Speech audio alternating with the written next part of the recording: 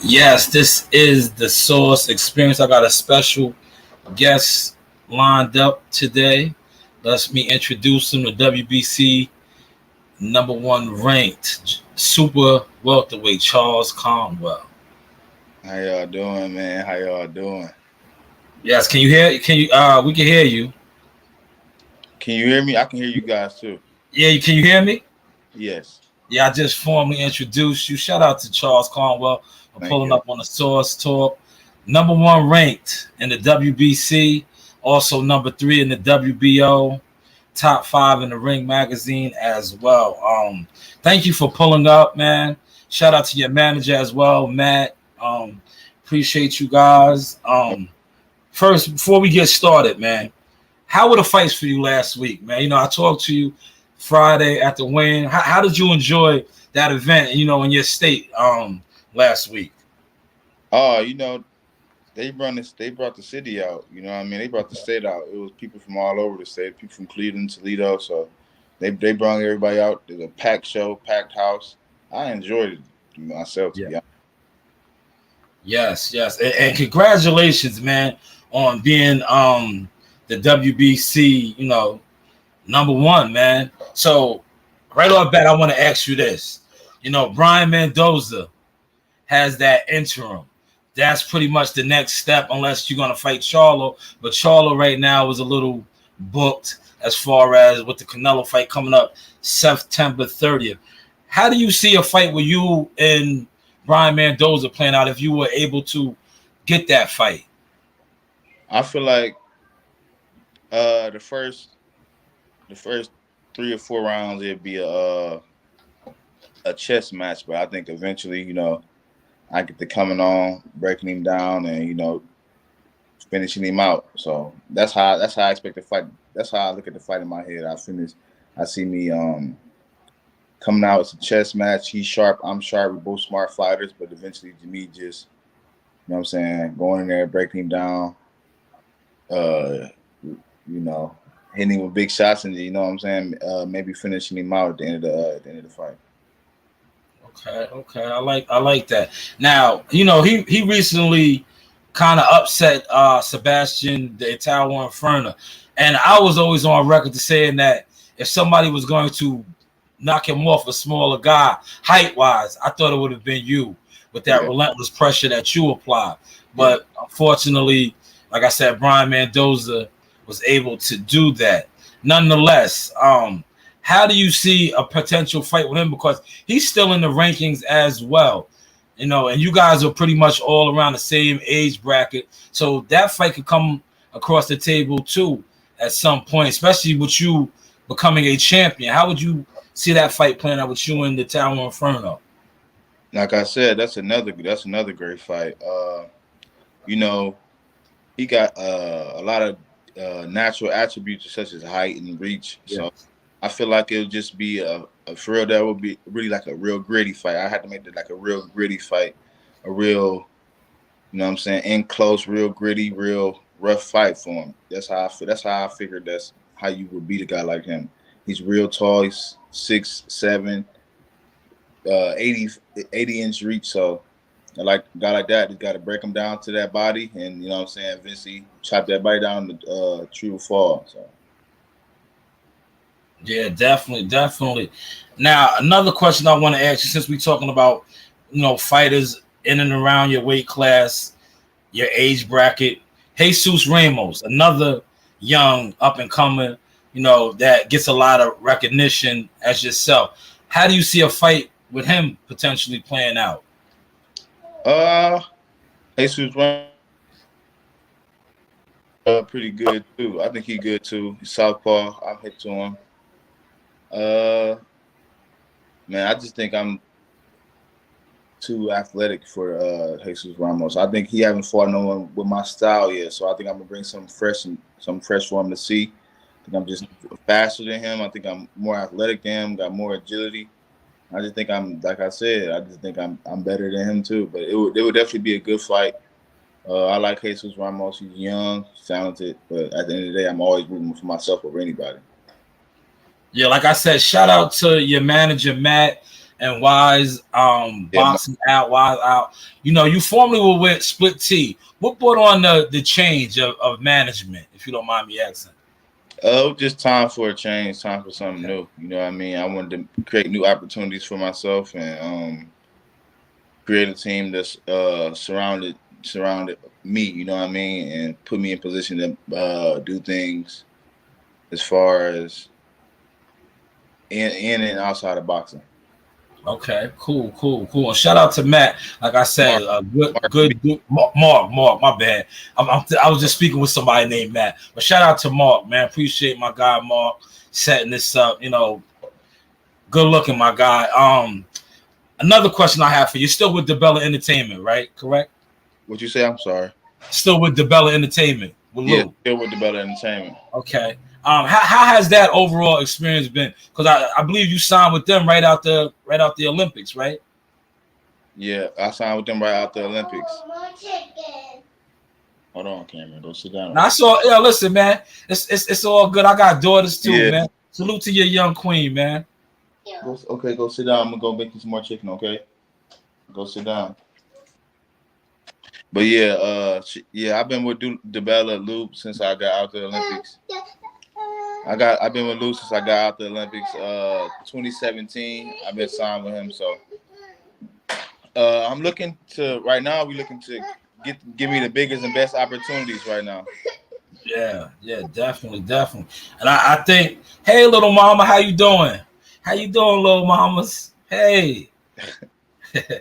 Yeah, I think, like I said, shout out to DeBella Entertainment and Lou.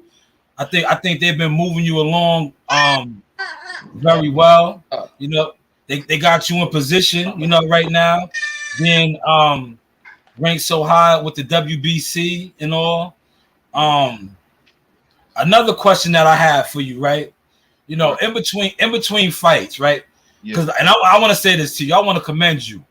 I seen you in person last week, and you look like you're ready to fight, right?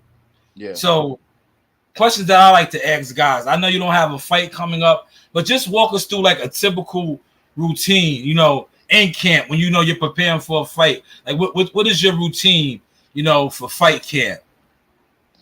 Well, like you said, like last time you seen me, I was just right now. I'm just trying to stay sharp, stay in the gym, stay sharp, stay learning, stay improving and getting better right now. So that's what I'm doing right now. That's why I ain't look too far off of shape. But when I get in camp, it's just like a whole different type of grind. You know what I mean? I'm training with a purpose. I'm meaner. You know what I'm saying? I'm more focused, more locked in, and it's just like a whole different mentality. It's 3 days every day, 3 days. We getting it in, and we in the gym all day. So, but right now, like you said, I'm just in the gym, maintaining, keep learning, staying sharp, staying loose. You know what I'm saying? Then when we get that call, we be already, you know what I'm saying? We basically there. Okay, that's cool, definitely. Now I know you said the 3 days. Now, are you a old school type of dude? Like, cause when you do those type of 3 days, guys usually do well. Like I said, old school guys. Do you do the ice baths, or you know, with the technology now doing the cryo chambers and all that? I did the cryo and I did the ice bath. I think that me personally, I like the ice baths better. I think they last longer. I don't really like the cryo. Me personally, I like to sit in there. Even though it's harder though. The ice bath is harder. I feel like the ice bath is harder, but I like the ice bath better. All right. Shout out to your brother too. You have a brother that also is a professional fighter. I want to shout him out too. Mm-hmm. Just speak on that, like, you know, because boxing is a lonely sport, but I think when you have a sibling in the field as well, you guys could both reflect and you know, you guys know that journey that you're walking, man. Just speak on that aspect of having a professional prize fighter brother in the game with you as well. You know, really having my brother in the boxing game, man, it's really a push, real. It's always a friendly competition, always a push. It's like always having somebody there with you. And not even just having your brother, just having people that you've been knowing since forever, since you was a kid and just small around. But like you said, ain't nothing like that brotherly love that's just there to push you and motivate you every time don't feel like getting up to go run, and you seen your brother like, come on, man, you time to like you got to push yourself. You got to do this. You got to work out. Like sometimes you really do need an extra push from somebody who around. If it's a teammate, if it's a brother, if it's a coach, somebody who knows you and know how to push you to that next level, you need those type of people around to get you over that hump some days. Yeah, definitely. And that like I said, that's always dope to have. But boxing being such a lonely sport, you know, when you have a comrade, and in your case, you know, a offspring, a brother, you know, that's super dope, man. Another thing that I want to highlight, man, for the listeners, your fans out there, you know, outside of boxing, just speak on some of the activities that you're good at as well, other than boxing, and things that you like to do for the fans, so you know they can get a different side of Bad News Charles Conwell. You know, outside of boxing, I'm really just like a family man, and I'm starting to take, you know, I got some real estate, so I'm really just like to hang with my family, and I be into this real estate stuff now. I'm really just trying to learn more about that and just grow my portfolio, and really just hang with my daughter because you know I train so much, so it's like I got to do a lot of catching up every time I go to training camp. She's doing something new. She's learning so fast. So I leave for training camp. She talking a little bit. Next time I come back, she's saying she having whole conversations with you. You know what I'm saying? Being sassy, like this. She just growing up and becoming a young woman. Yeah. That's super dope. Another thing I want you to touch on, right? Speaking on training camp and all that, like just break that down for guys that maybe one day want to walk through these doors. Like that's a sacrifice that you have to make, being away from your loved ones and family, and you know, being dedicated to your craft. Just speak about that a little bit. Yeah, like I said, you know, when you in training camp, you gotta. Well, me personally, I isolate myself. I get by myself, and I just get in the gym. We grind 3 days a week, so you don't get to really talk. Get to talk to your loved ones like that. You really don't get to talk to them or see them much. And you've been training camp for, you know what I'm saying, 8 weeks, you know what I'm saying, at the time. So you really don't get to talk to them or see them much. It's only when you free. And every time you free, you tired because you've been worked out so much. So it get really hard. You know, boxing definitely is a lonely sport. If you don't have the right support system and people behind you who understand it, it'll get real hard. So, man, just being away for so long and not getting to see your family and then reuniting with them after the fight is like one of the best things ever after getting that win. Man, yeah. So, and I want to say this too, right? When I met you last week, right?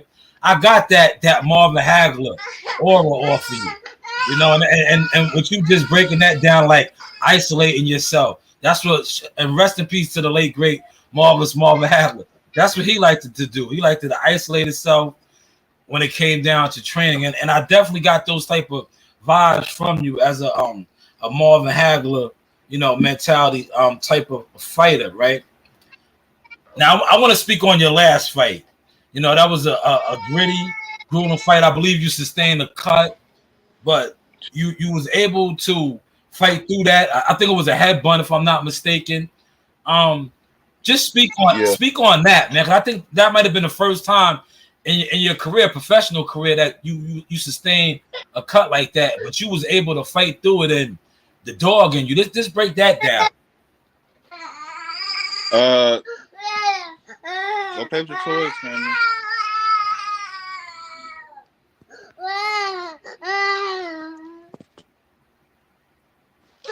Yeah, man, just with that cut, that was like you said, that was my first like real major cut, and it was an experience. I kind of I feel like with that fight, I could have did a lot. I rewatched the fight just recently too. I feel like I could have done so much more to, you know what I'm saying? Even with the cut, I feel like I could have did so much more to get the knockout or the stoppage. But like you said, it's just a learning experience, and it's adversity I had to fight through. So it was definitely a good learning experience. Definitely. Now, you know, I follow the sport. I follow guys like you, but a lot of fans and other, you know, listeners that's gonna watch this and play this back, they might not know about your amateur pedigree, you being an Olympian, representing the country in 2016, and also some of the top guys that you sparred with. If you don't mind, just run off some of the names of some of the hitters, that you've been in there with. Man, I've been there with Sean Porter. I've been in there with Jerron Boots Ennis. I've been there with Peter Quillen. I've been in there with David Lemieux. I've been there with Tony Harrison. No, I didn't been in there with a little bit of mix of everybody. I've been in there with some young prospects coming up now. I didn't been in there with, seasoned champions. I didn't been in there with contenders like myself. So I didn't been in there with a mix of everybody. And you learn from everybody. And when you get that real good work, man, it's always just like a great experience to keep you sharp and just, and push you to keep going forward. Definitely. Now, speaking of Boots, Boots is fighting tonight in Atlantic City against Ramon Villa. How do you see that fight playing out tonight for Boots? Man, he about to. I think the Ramon Villa plays right into Boots' style. I think Boots gonna end up stopping him in like. Okay, definitely. I'm gonna say either. Cause I say either 6 or less or 4 or less. I don't really know yet. Oh, all right. I think he's tough, but I don't think he gonna make it all the way. I don't think he gonna make it past halfway. And that's Boots' moniker, Mr. Catch a Body, in and out like a robbery. So that goes right along with what you said, 6 or 4 or less. Sticking with this, right? Mm-hmm. I gotta bring this up. The Fight Hub interview. Very very popular interview that you did when you were speaking about Charlo being emotional, and the fact that boxing is a mental game. I love like watching that interview and hearing you speak like that at such a young age, right? Can you kind of like go more in depth on that? Like, because I know a lot of people, and that was a great question and a great quote coming from you, how he's emotional, but just break that down more, how boxing really is like chess. Mentally, you gotta you can have a brain fart in that ring. In a split second, it could be over. Oh, for sure. Like I said, I just think sometimes I feel like sometimes he's kind of. I know he's passionate about boxing and stuff like that, but sometimes I feel like he let his passion get in the way, and he starts to use his emotions sometimes. And like you said, being emotional in the ring or in boxing, man, that can cost you. And I just feel like with me, I feel like I can use that emotion against them sometimes. And I can use emotion against other people too as well. But when you get too emotional, you start loading up, or then you start leaving yourself open. You start making mistakes because you're so emotional trying to get after the guy or after the fighter, the person you're fighting, and then you make mistakes. So, and when you make a mistake in boxing, it can be at the end of the night. Yeah, absolutely. I got a question in here from the chat. They want to know. Let me pull it up so I get it correct. They want to know, what is Charles's view on the Shakur Haney offer of 75-25 split? Somebody told me, man. At the end of the day, you shouldn't get offended. You shouldn't get offended over offers, because at the end of the day, it's an offer. It's not the final offer. Now you get to go into negotiations. So that's how I feel about it. He shouldn't get offended, or he shouldn't feel bad. It's time to negotiate. You move from 25 on up, maybe to 35, or to where somewhere you feel more comfortable, where you can get it to. Yeah. I feel like you can't get personal. You can't get emotional over business. Because when I first got into boxing and people was telling me about like splits and stuff like that, I started getting mad. And somebody like, man, you can't get mad about that kind of stuff. It's in the negotiation. It's a talk. It's not the final number yet, or you can. You know what I'm saying, it's a business. Personal and emotional about it. Yeah, and I think that is super dope coming from you. Because see, a lot of fans, they don't understand that, and you just really pretty much sum that up. Like, it's an offer, and then an offer, you go to negotiation. But you see a lot of these fans, especially guys, YouTubers, they get lost in the sauce and they like sign the contract. No, it's an offer. You know, you don't always take the first offer. That's like I'm glad that you just broke that down about going back to the table and negotiating. So and I think the great example of that was the Errol Spence and Terrence Crawford fight. Like, you know how Errol Spence was at first when the fight first happened, and now, you know what I'm saying, you keep negotiating until you get where both y'all are comfortable at. Yeah. No. Until you get where both y'all are comfortable at and where it makes sense for both of y'all. Yeah. So yeah, that's how I feel about it. That's how I feel about Man, it.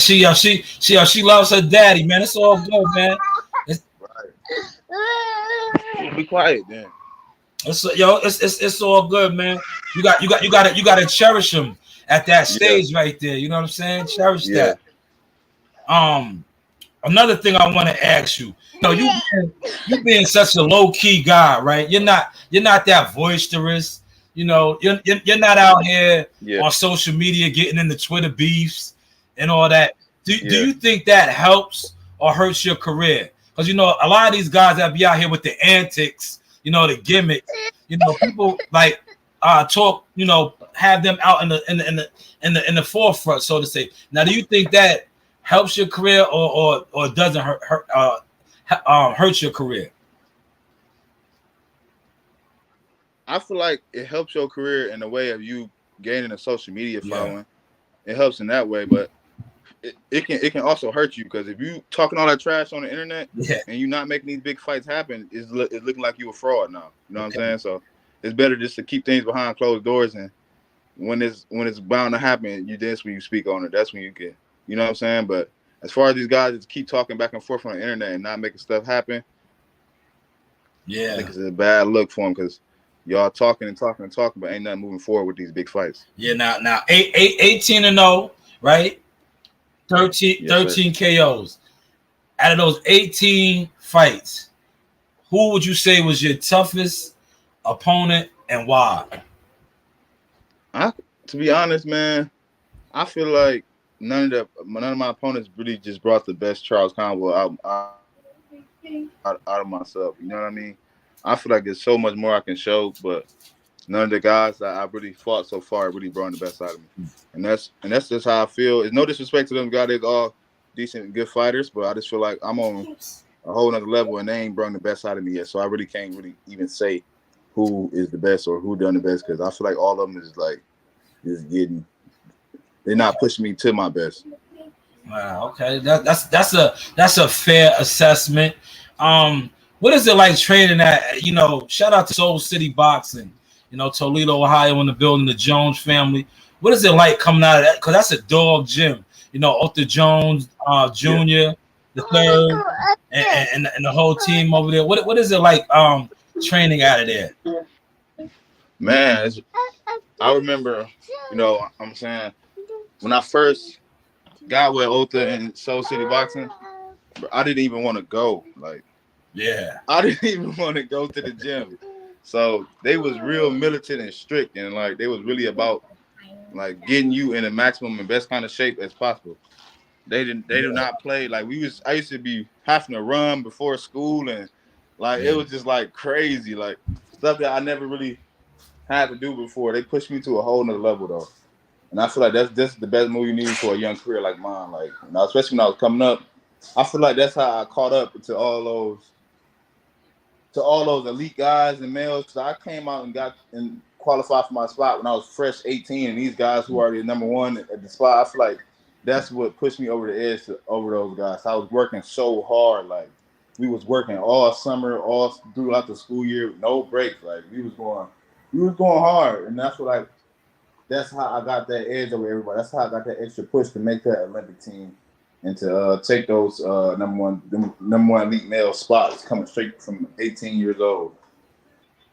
Man, listen, I'm glad you brought that up about that structure, you know, that old school discipline, no nonsense, and highlighted that. Because see, a lot of fighters now, what you just stated, right? Mm-hmm.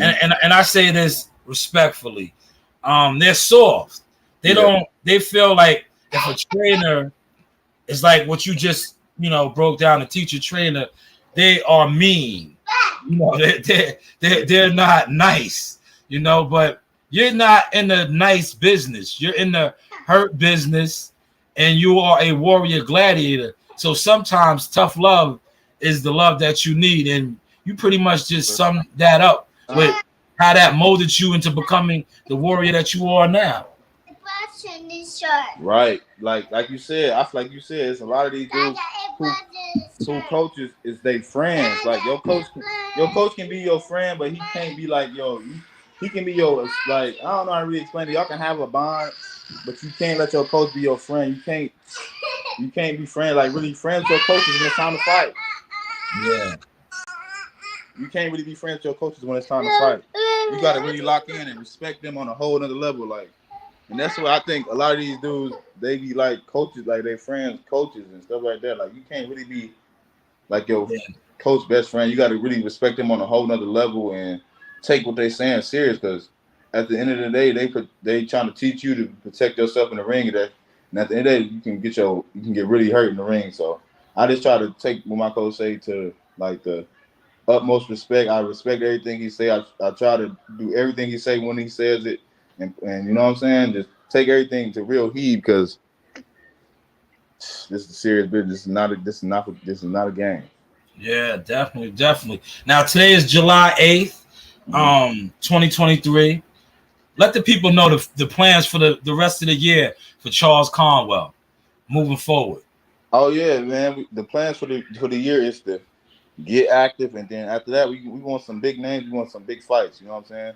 So we want to get active, and then we want to get those big names in the ring. We want to get those Charlos, Brian Mendozas, and all those Tim Zeus and all those world title Charlo, whoever. You know what I'm saying? Whoever got the titles at the time, those are the options we looking forward to. After that, you know what I'm saying? I'm tired of sitting around on the sidelines waiting. I'm looking to take a big splash in this game and put my game on forefront, and you know what I'm saying, make a statement, become a world champion by the end of this year or early next year for sure. Speaking on Charlo, he got the fight with Canelo coming up. How do you see that fight playing out at 168 for him, being that he has yet to test those waters? That's a 2-weight jump up. Yeah, that's definitely going to be a tough fight. You know what I mean? I think it's going to be a real hard fight. He hasn't been active in a while. Canelo's been super active. He fight 2-3 times a year, and I feel like Charlo hasn't really been active. He's coming up from 2 different weight classes. I just feel like everything in the fight he just comes from a disadvantage. So I'm definitely giving the win to Canelo for sure. Maybe I want to say stoppage, but I don't know, man. I think it may be late stoppage because I just think he's too small and he's got like everything going against him. Yeah. So I'm giving it to Canelo for sure, though. Okay. Now, do you think by him going up, right, and now coming back down to face you, do you think that plays into your hands? You don't got to tell me everything, but do you think that plays into your hands now by him putting on all that mass, taking that off, and coming back and having to deal with such a strong, young apex predator like yourself? Oh yeah, for sure. That's definitely gonna play a role into it. You just came up from 2 weight classes. You took a hard fight that put a lot of wear and tear on your body, and then you coming down, straight back down, sucking back down all the way to 154, and you said, fighting a young stud like me, it's definitely gonna be problems in there for him. It's definitely gonna be a whole different fight. I feel like that's giving me even a bigger advantage because you coming from 168 all the way back down to 154. And then you fighting one of the toughest, youngest guys in the division. Yeah, absolutely. Now, I don't know if you've seen this, but I believe this Tuesday, July 11th, the WBO is planning on meeting to decide what they're going to do with, their belt with Charlo. If they're going to strip him and reward it to Tim Zeus. Do you think that the WBC or the other sanctioning bodies might do similar things? Because like you said, it has been 16 months that he has been inactive in the division. Now moving up to 2 divisions higher, the belts are pretty much being stagnated. Yeah, I for sure think that. I feel like all the sanctioning bodies is about to do that. They're gonna maybe give him like a special permission, like to go up to 168 and let everybody fight for the interim titles, and then or he can be a champion at recess or something like that, or maybe he might just even vacate him, and then everybody get a chance to fight for the world titles. Yeah, dope. Well, listen, I'm not gonna hold too much of your time. I appreciate you coming on. We've been on for 30 minutes, man. Yeah. And I see you got a lot going on with your daughter. But before I let you go, please plug all your social media handles, Twitter, Facebook, Instagram, things like that. Oh yeah, you can follow me on all social media platforms at Charles Conwell. Just my first and last name, and I'll be right there. And I also listen, man. An Olympian, number one ranked WBC, number 3 in the WBO, man. Give the kids something, man, because right now you are holding the torch. You're on the verge of becoming a world champion. Give the next generation something, because there's going to be a kid that's going to watch this. When I go to the rec center in my neighborhood, I'm going to show the kids this for motivation and inspiration. So give the kids something, what it takes, the sacrifice, the disciplines to reach this elite level. Man, all I can really this is what I would say. You surround yourself with great people who have your best interests, and you train hard, man. You train as hard as you can, and you push yourself every day to get better. And you just surround yourself with great people. I think that's the right formula for anybody, to push yourself and get better every day, and surround yourself with great people who push you and who motivate you and put you in position to win. Man. Once again, listen, this was the WBC number 1 ranked super welterweight Charles Bad News Conwell out of Cleveland. Yes, Cleveland, Ohio. Cleveland's finest, man. I thank you for your time. Yo, champ, if you can, DM me so I can use your drop, man. Like, shout out to the Source Talk podcast, so I can, throw that on and put that on this interview as well, man. And little mama, you keep loving your father. That warrior is putting it down for you, man. Once again, man, Bad News, thank you for your time. Shout out to your manager, Mark. I got it right, Mark. Wise Owl Boxing. Yes, sir. So salute to you guys, man. Continued success. Appreciate you, man, for stopping. Soft Talk, man. I appreciate you for having me. I appreciate you, man. You take care of little mama, man. Yes, thanks sir. again. Enjoy your Saturday. You too. Yeah, salute to Charles Conwell coming through. Hopefully you guys enjoyed that source. Shout out to Bruce Gas Boxing. Salute to Coach Malachi. I appreciate that. Charles Conwell is in position. Hopefully you guys dug this source. He's in position, on the verge of fighting for a title, if not this year, potentially next year. Once again, shout out to his manager, Mark, for setting this up. Man, that's all I pretty much got for you. Like, share, subscribe. Enjoy the content, man. For the real, true, authentic boxing fans. You know the vibes. This has been the Source Experience. Zaga, Yaga, Ahala. Like, subscribe, and hit that bell.